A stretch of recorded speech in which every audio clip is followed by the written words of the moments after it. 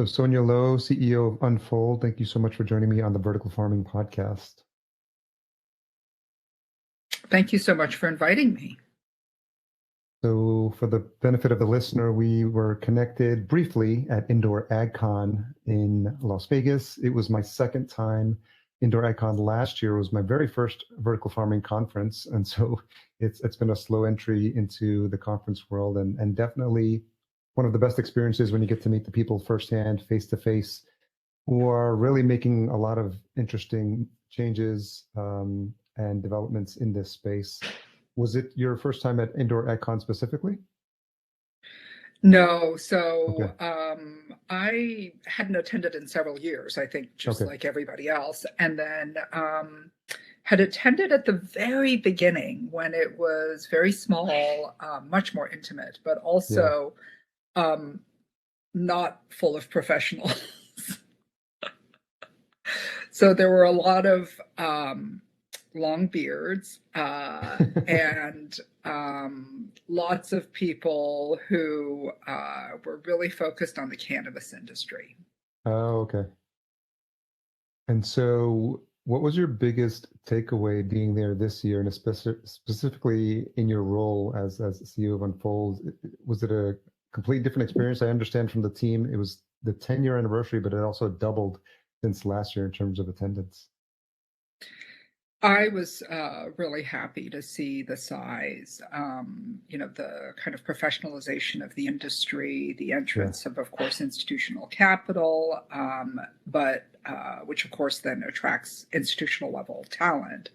The thing that was most gratifying for me was that there were people that during the pandemic, I'd only ever met them online. Oh, okay. And meeting them in person was so wonderful. Yeah. And of course, nobody ever looks in person like they do on screen. And That's true. there were lots of sort of exclamations. So, oh, so that's what you really look like.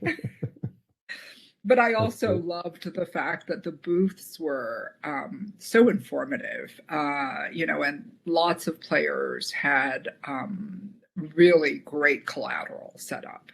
Yeah. So it was wonderful to meet people in person after only having met them on screen over the last 3 years, Yes. and B, to see how very grown up the industry is becoming. Speaking of experiences at conferences and events, you recently posted on LinkedIn about your experience meeting Gordon Moore. And I thought it'd be Yeah. fun if you could share that little story. He recently passed.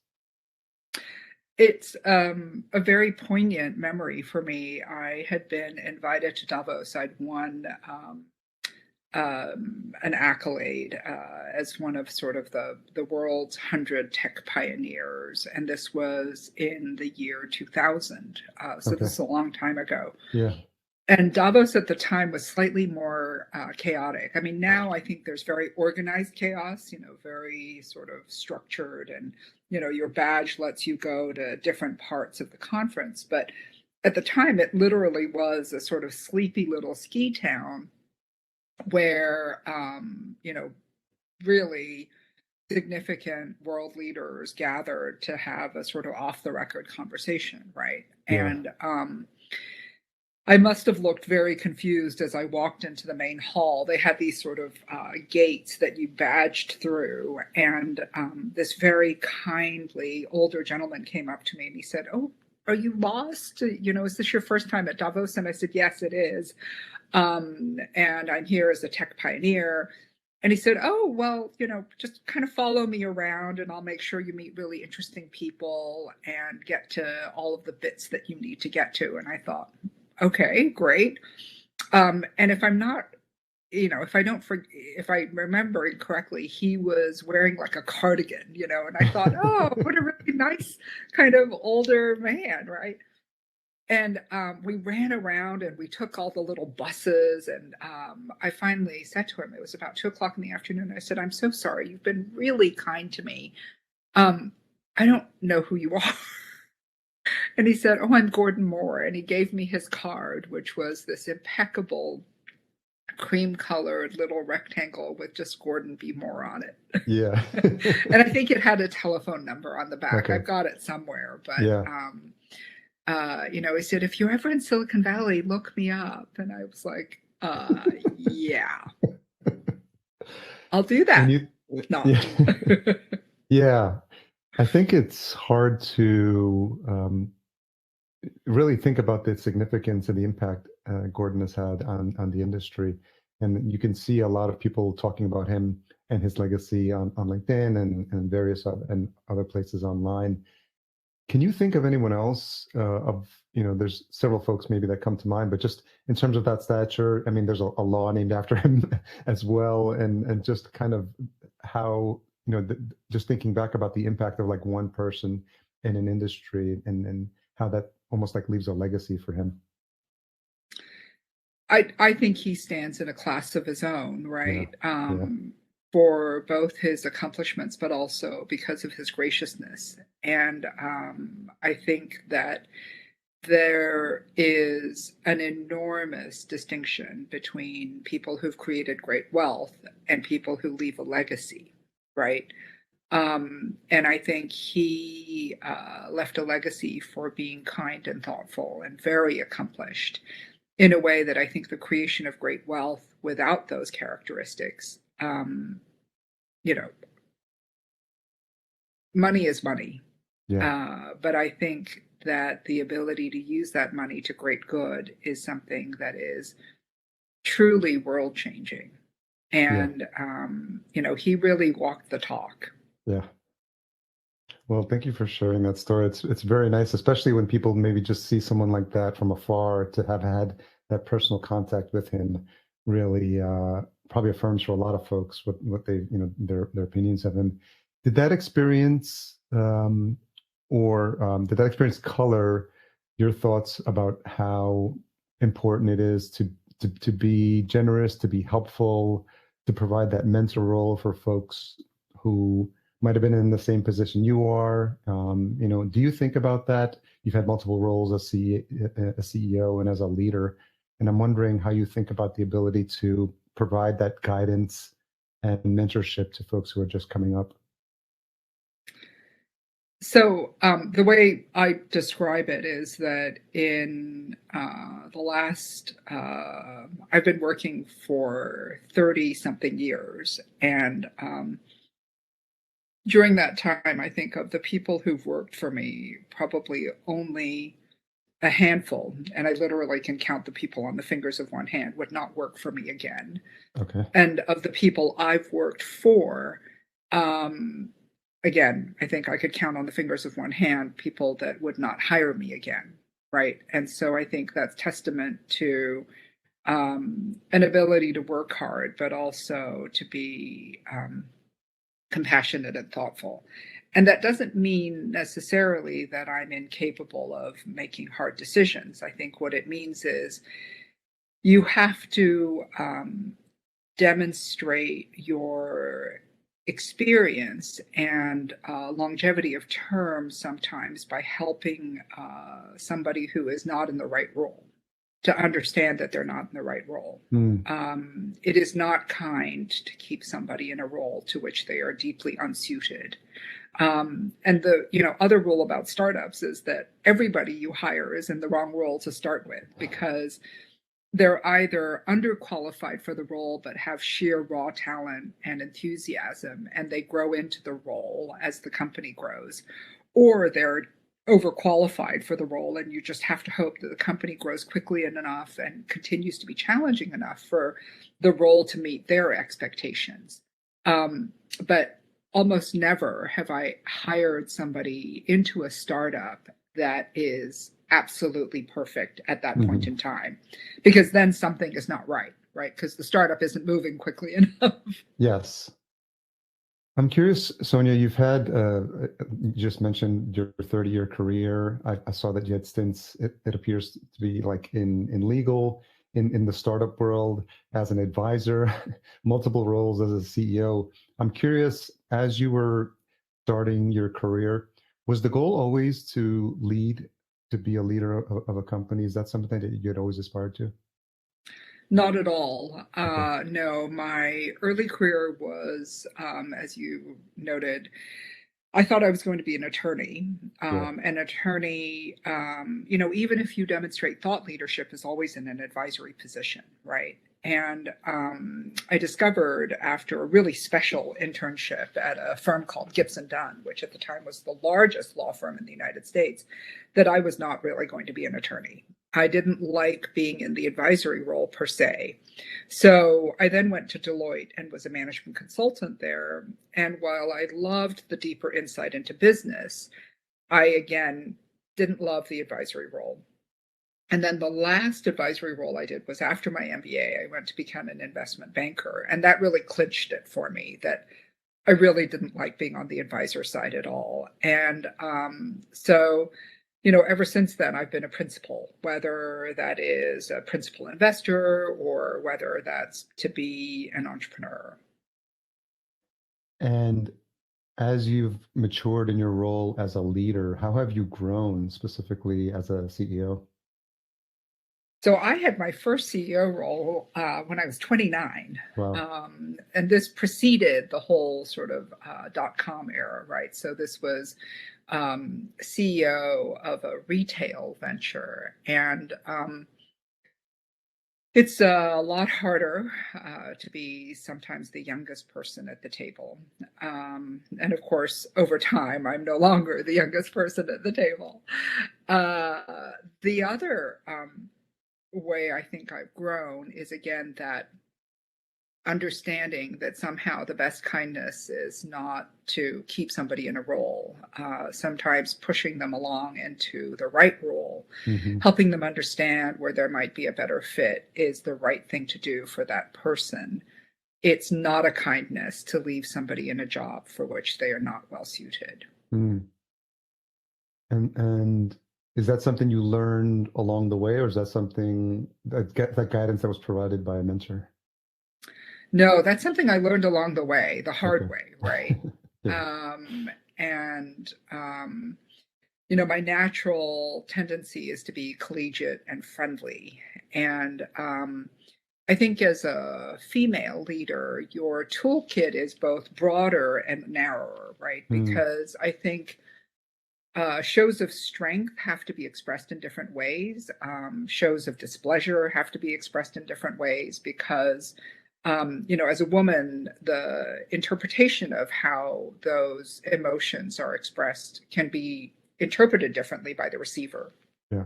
And as a result, you develop a style over the various many years of working with people that is about being able to demonstrate leadership, demonstrate credibility and integrity, without it, being perceived as overly aggressive or Yeah. hard, because there are judgments expressed around, Yeah. these emotions, right? That wouldn't necessarily be ascribed to a man.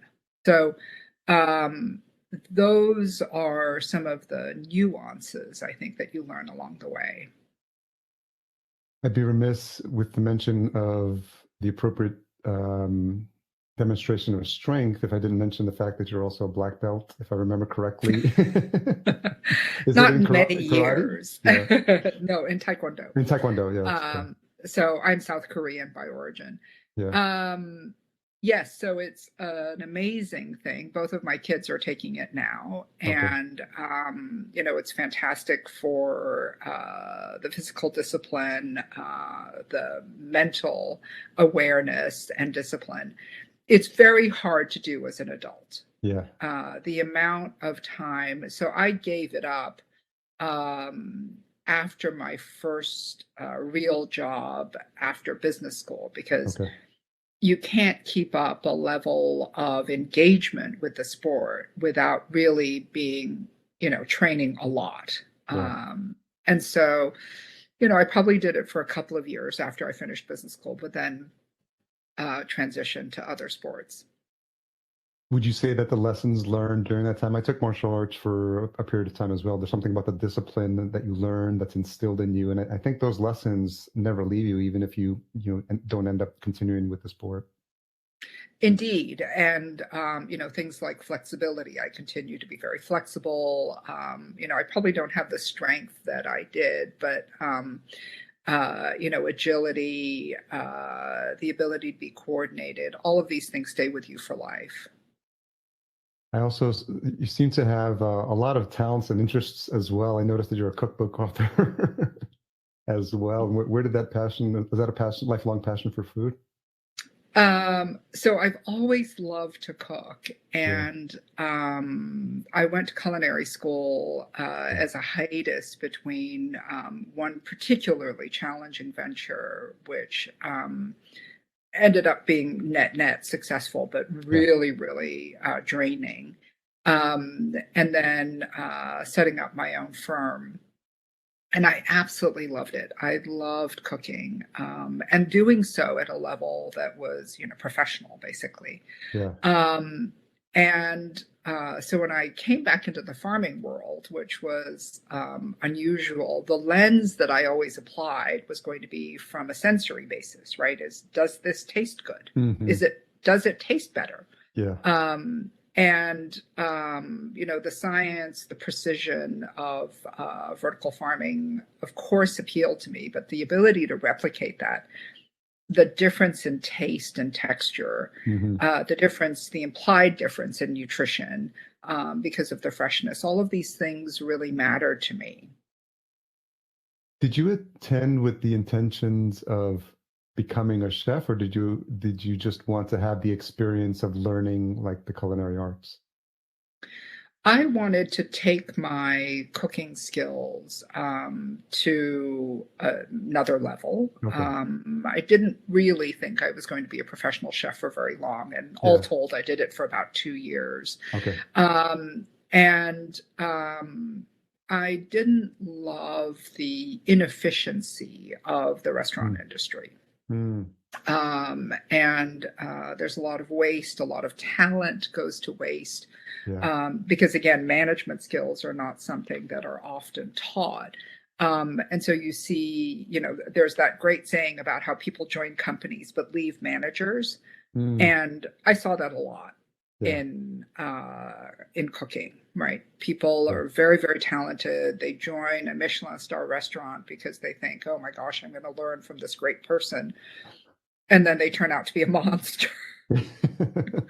And it's a pity, right? It's a Yeah. pity that talent doesn't necessarily get nurtured, and that sort of monster-like behavior is Hmm. considered very normal, Yeah. and that then those people go on to create their own restaurants because they are talented, but then they manage in a very similar way. So that cycle gets perpetuated. Yeah, it's almost glamorized, that you think about the Gordon Ramsay Hell's Kitchen model. They even make shows about it, and like it's almost like a cliche. It's the chef that like will rip people's heads off, and it's sad to think that people have that perspective and probably have had that experience working in those restaurants. Oh, they definitely have. Yeah. Yeah. Well, that's inspiring because I've always appreciated, I've loved cooking. The Chef's Table series on Netflix, I think, is just beautiful.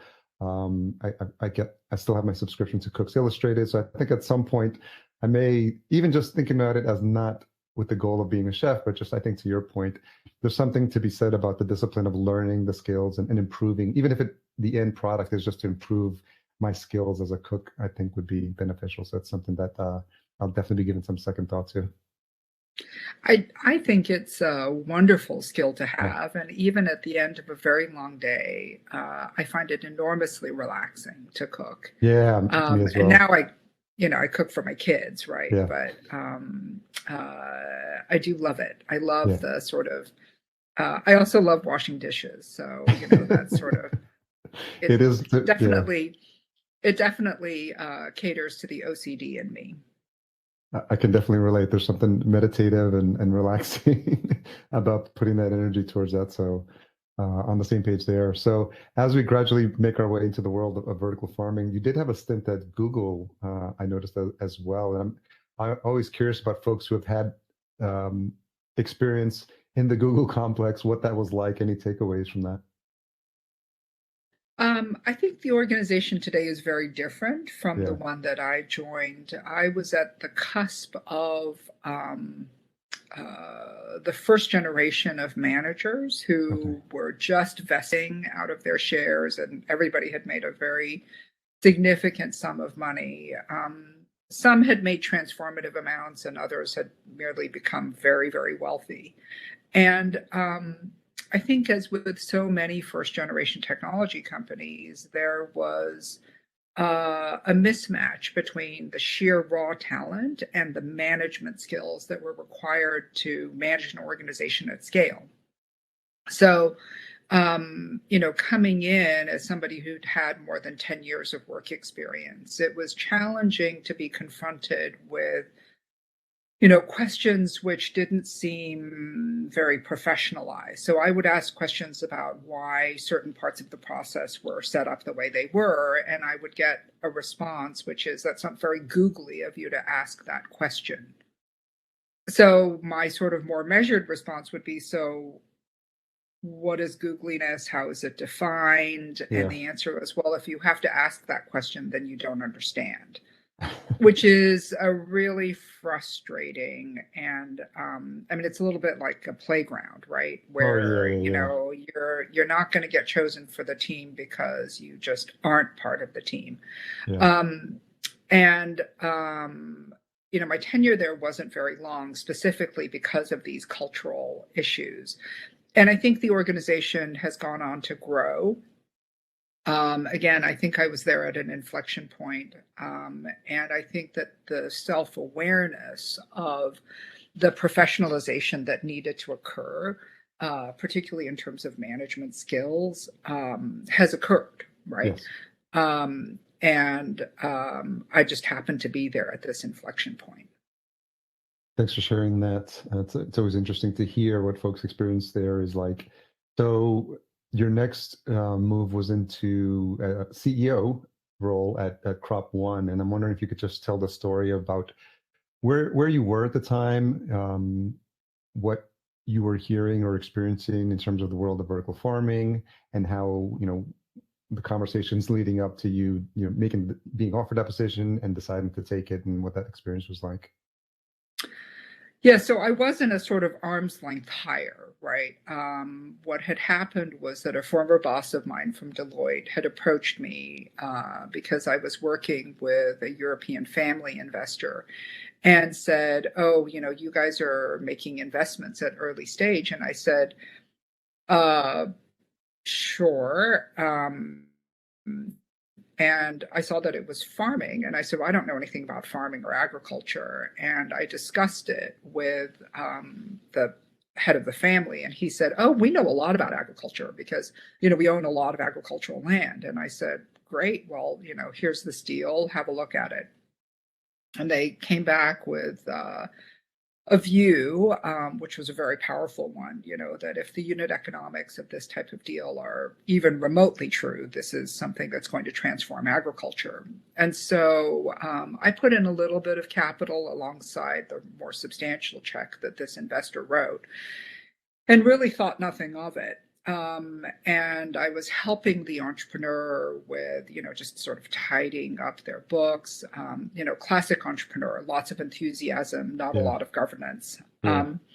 And 9 months later was confronted with a pretty serious crisis at the company.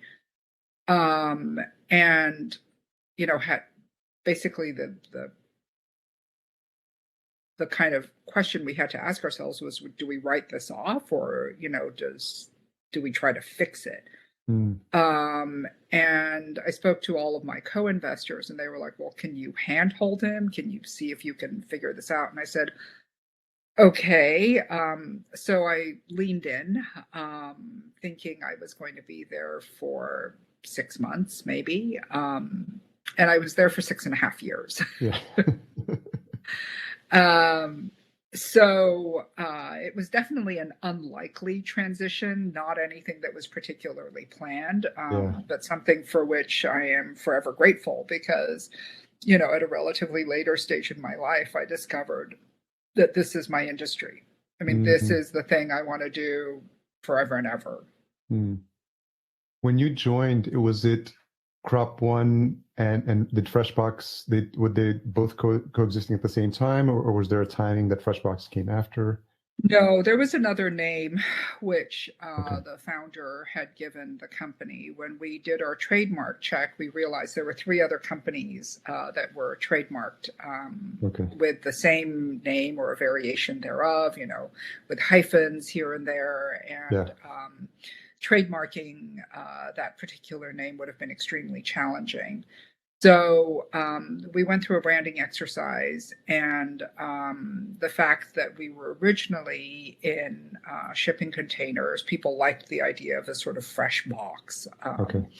And then Crop One became the holding company to hold the intellectual property, but also this notion that there was a starting point in this industry. It was almost like a reset button for agriculture. And so that's why the two brands coexist.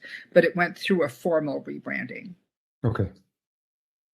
I know there's probably a lot to comment on in your time there, especially your entry into the world of vertical farming. But if you had to think about, this entry into a new space, what were some of the maybe the key learnings or any ahas that you had as a new entry and as you were learning the intricacies of this space and a lot of the business development challenges that were ahead of you? That's a really good question, right? So it's one thing to be delivering a new product within an incumbent industry. It's another thing to be delivering a new product from a new industry. Yeah. And I found myself wanting to do every part of the production process. So, I've done the seeding, the germination, the transplantation, the harvesting, the post-harvest processing. And I insisted that every new member of the leadership team that was hired go through the same training as all of our, farm staff. And that was very, very valuable because then, even as we did later time and materials kind of efficiency exercises, everybody in the leadership team understood what that actually meant.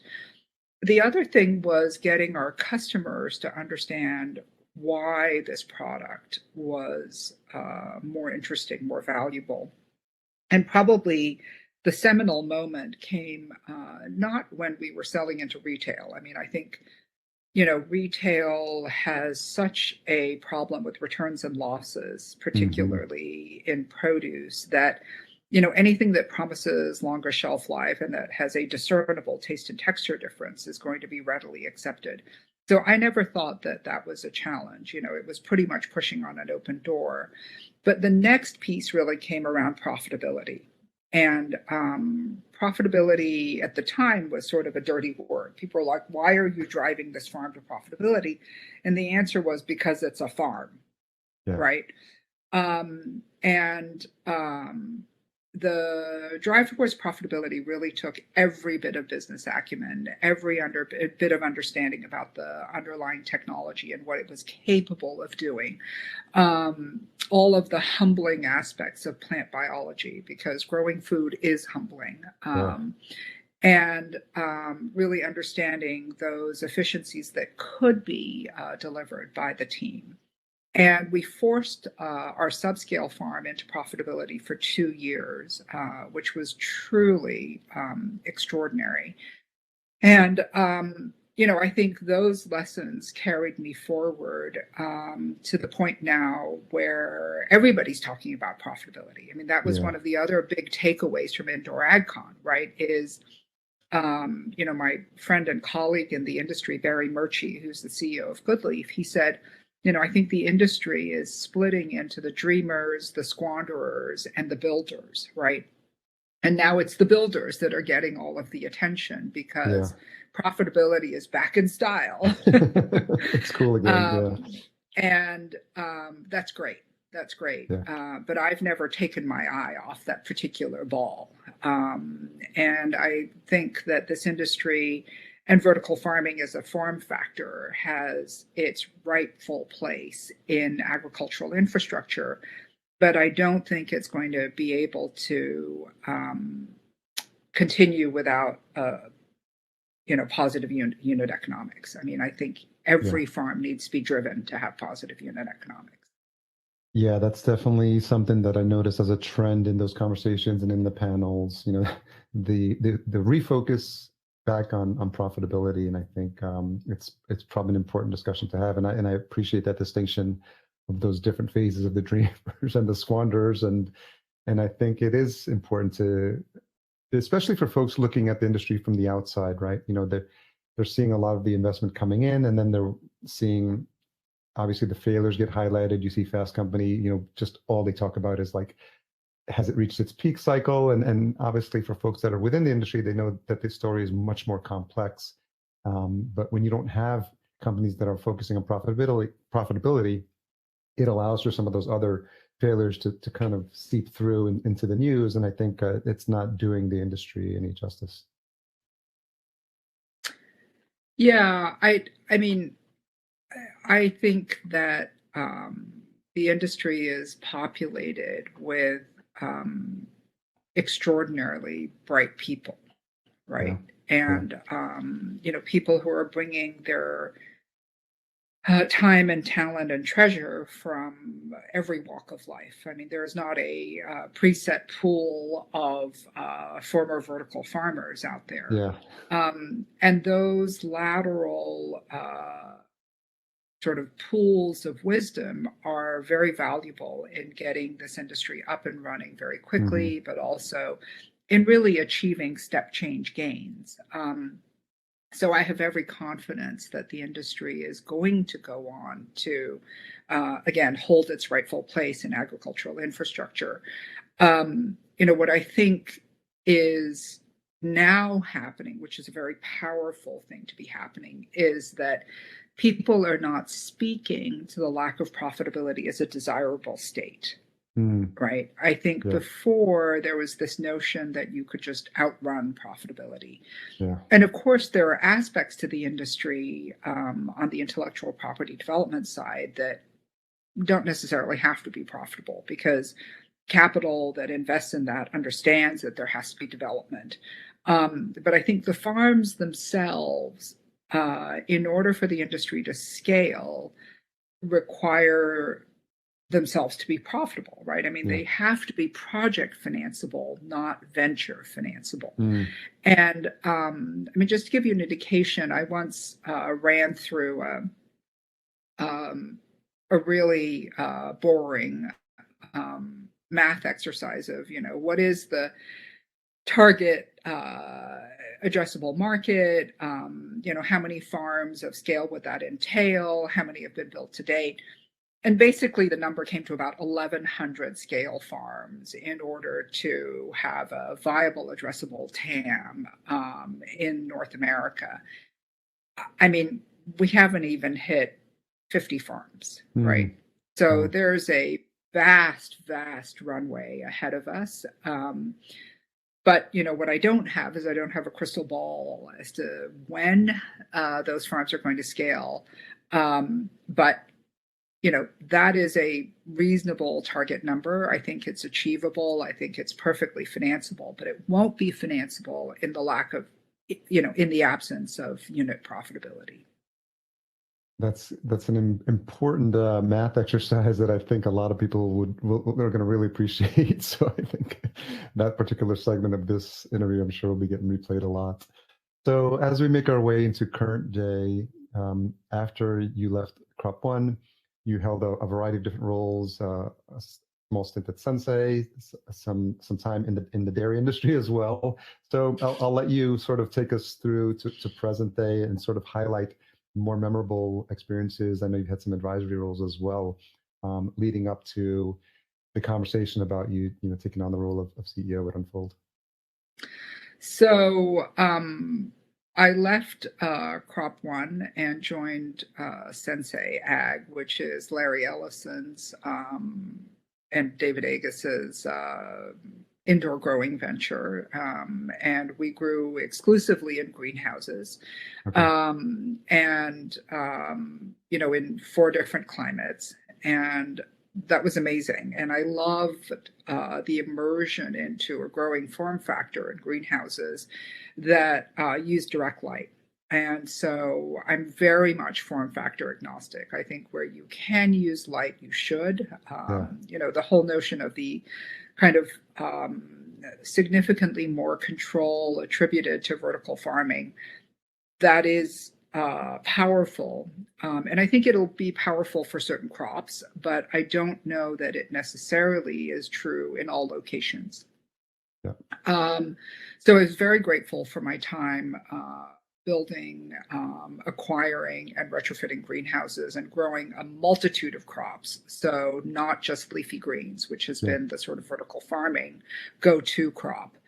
Did you engage with Larry Ellison? This is Oracle Larry Ellison? This is Oracle Larry Ellison, yes. Did you get to engage with him? I did, yes. What was that like? I did. Interesting, right? I mean, Larry is an extraordinary individual and sits in an extraordinary information flow that is, only comparable to probably a handful of people in the world. Yeah. I imagine that was So, I learned a great deal. And then the three boards, so I've served on the board of Griffith Foods since February of 2019, which would have coincided with my time at Crop One. And Hart Dairy, I was named to their board in March of 2022. And Urban Grow, which is a NASDAQ publicly listed venture, I was named to their board in November of 2021. So everything has to do with next generation agriculture, whether that's regenerative agriculture, whether that's climate efficiency. The dairy, for example, is a carbon neutral dairy, which is the reason why I agreed to serve on the board. And I think they can be a model for how dairy can be done and done well.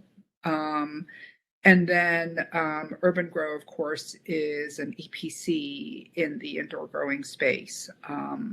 And, this is a much necessary and valuable aspect to the industry. So all of it sort of fits together. Define EPC? Oh, it's engineering, procurement, and I think it's not consulting, but it's essentially design engineering. It's the ability to... Yeah, it's a design build firm. Yeah, they're architecture led. They have built over 500 facilities. Wow. Okay.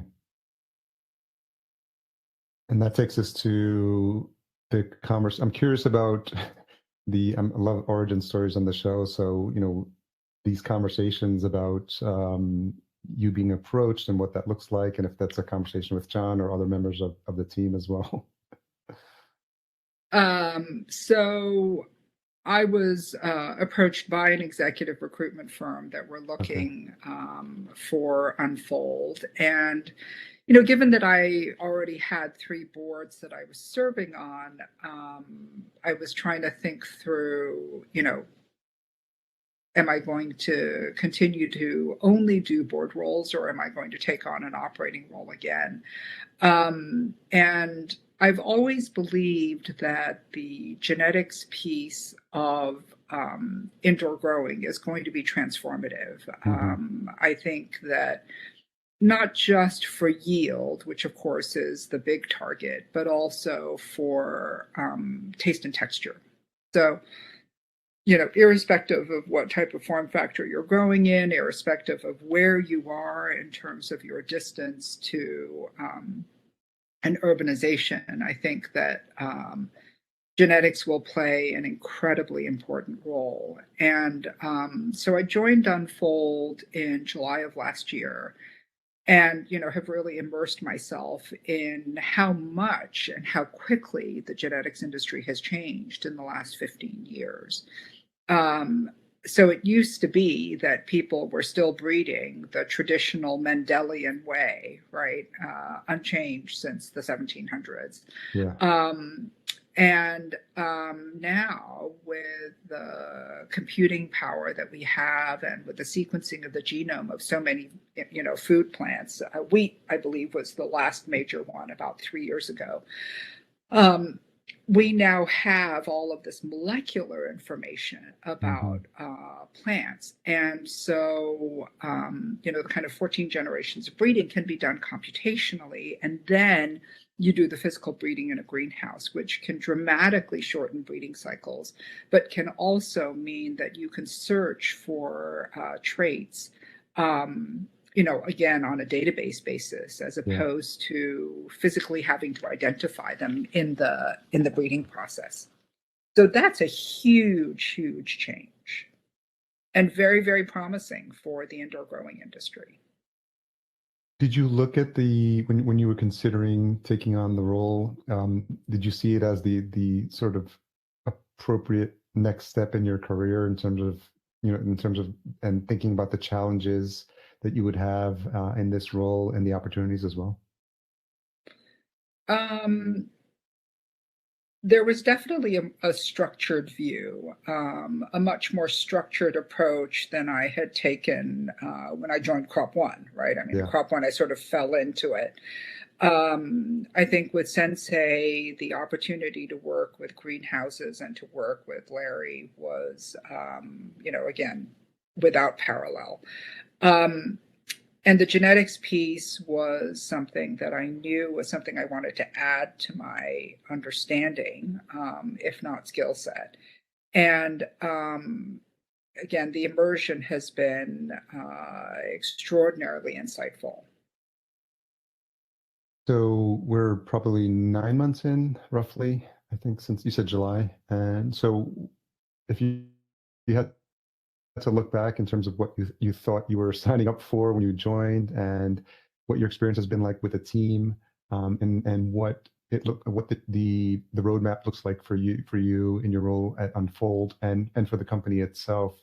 Has that changed at all? And what's the vision look like for I know it's hard to project anything beyond 12 months in this industry, but how do you think about your mandate going forward? I think the mandate remains the same. Okay. I think that the TAM is large, Hmm. but the availability of that TAM has been delayed, and it's been delayed by a number of sort of exogenous factors, right? The land war in Europe, Yeah. banking crisis, many large macroeconomic factors that have nothing to do with Unfold per se, but definitely, affect its TAM. And necessarily, I think that means that for us as a team, we have to think about how we manage the company if our runway is going to be lengthened in terms of addressable market. Hmm. What's a tough question you've had to ask yourself recently? Um, I think that is the tough question, right? Hmm. Which is, if our TAM is there, Yeah. we know it's there, but the time frame in which it's going to come to fruition is lengthened by all accounts, right, through just market conditions. What do we need to be doing between now and then in order to progress, but also keep our costs low? Yeah. And that's just the question every startup is asking themselves that's Yeah. confronting a similar situation.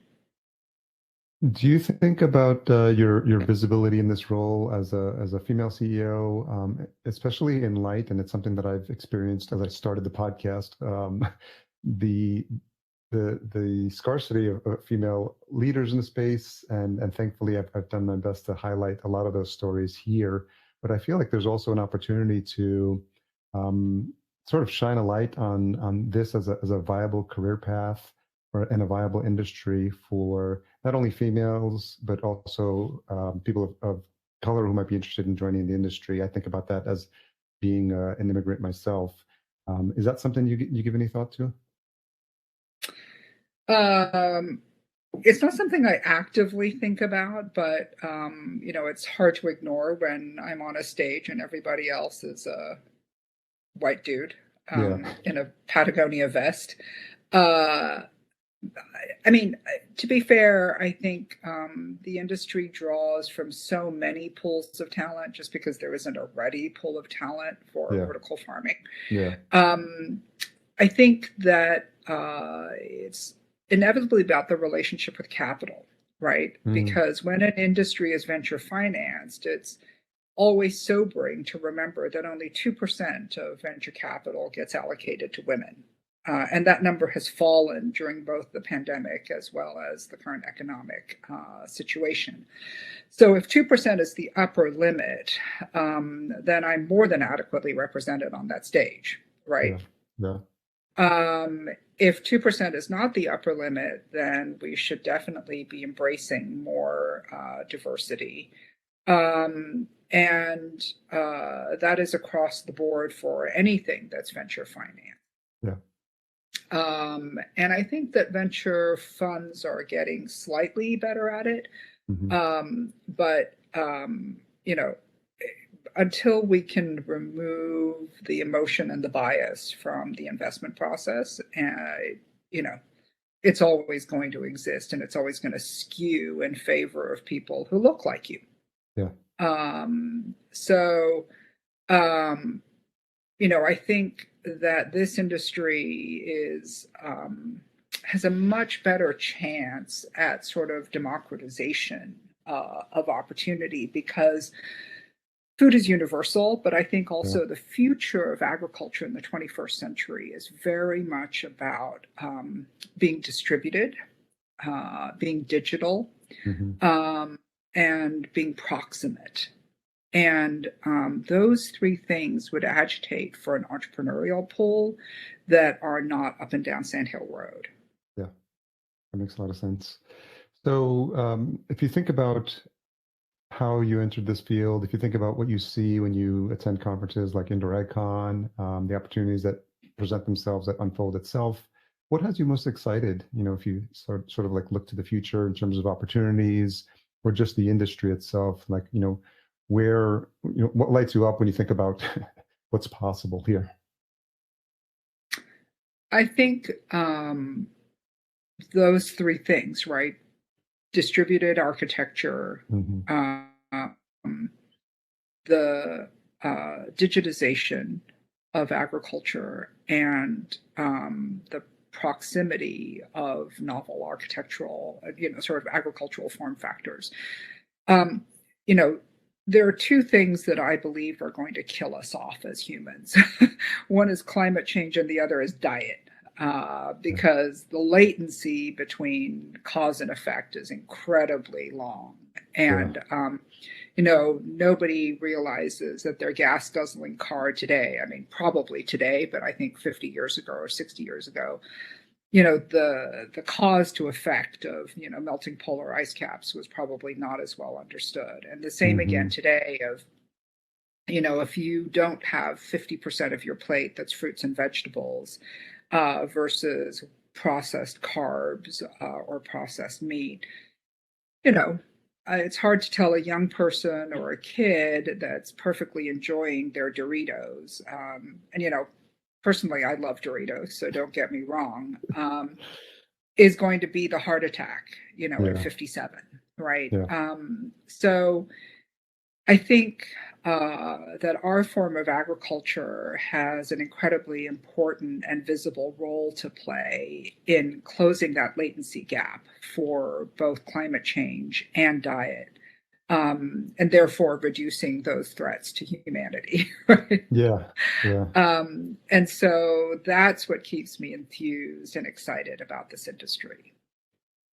Yeah, it's interesting that it's almost a double-edged sword how resilient the body is, because I think about the stuff I ate when I was little, Lucky Charms and McDonald's Happy Meals, and just like, wow, you know, and that's learned, and that's me that learned even better, and there's folks that just never learned better and just still have those bad habits, and the body somehow manages to keep not necessarily humming along, but and obviously not at its prime, but it does a lot. So you can imagine what's possible if you fed it the proper nutritious food, and then that's what has me hopeful as well.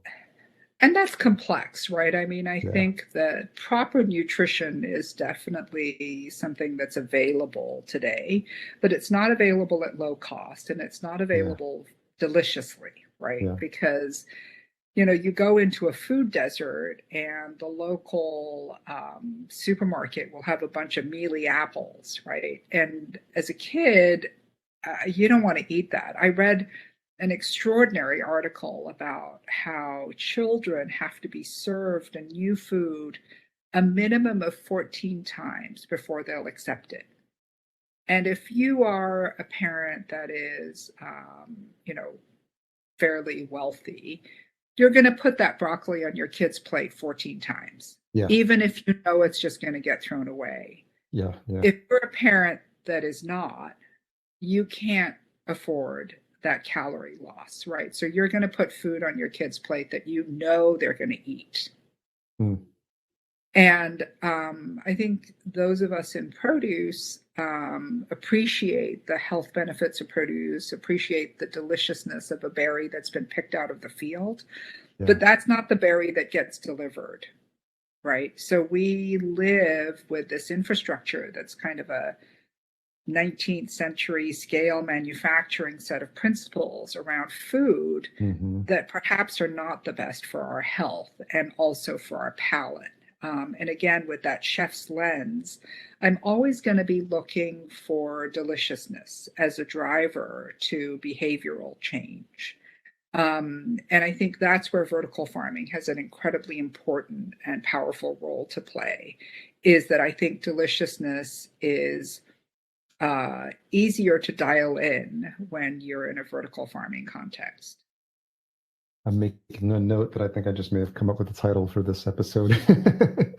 Deliciousness as a driver to change. So I'll be listening back, but it'll have some aspect of that. So as we wrap up, Sonia, thank you so much for being so generous with your time. I've been leaving a few minutes at the end of these conversations. Because of the nature of this podcast, we have a lot of your colleagues listening in the industry, people interested in entering the industry, or people who are have been doing this for some time. So, is there a message that you have for folks in the world of vertical farming? And I just want to kind of open up that platform for anything that comes to mind for you. I think we have a brilliant future as long as we act with integrity Hmm. and focus on the delicious. That's a very succinct way of stating the challenges we have ahead of us, as well as the opportunities. I'm really excited to have connected with you, to have met you, and for this opportunity for you to share your very inspiring story. So it's been interesting to see how maybe not in the moment that you could see where the path was, but obviously, hindsight is 2020, and when you think about all the experiences you've had, they almost put you in a position to this present day moment, and being the right person at the right place at the right time. I think is really interesting to see how sort of life lays out the path for you. It may not always be linear, but at some point you end up doing what I feel you're meant to do. So I get that sense that that's the case with you. So I appreciate you sharing your journey with us today. Thank you so much. It's been a pleasure to be on your show. So unfold.ag for folks to get connected with the company. Anywhere else we should send people to learn more about the company or connect with you? Unfold.ag is correct. Okay. All right. Thanks again for your time, Sonia. I really appreciate it. You're very welcome. And so, Harry, where are you from? Where did you I was emigrate born in from? I was born in El Salvador. Oh, Yeah, so and when did you come? When did my you parents brought me relocate? here when I was a year old, and I was raised Oh, In New York. And so okay. thankfully I had the ability to continue speaking Spanish at home. And we still had obviously maintained a lot of the culture and the food specifically, Delicious, of which was course. helpful. Yeah, yeah, yeah. So I've always had like a sweet spot for Latin cuisine, and I've been able to go back and visit, and it's been interesting to see what's been happening not only in that country but in the world of South and Central America as well.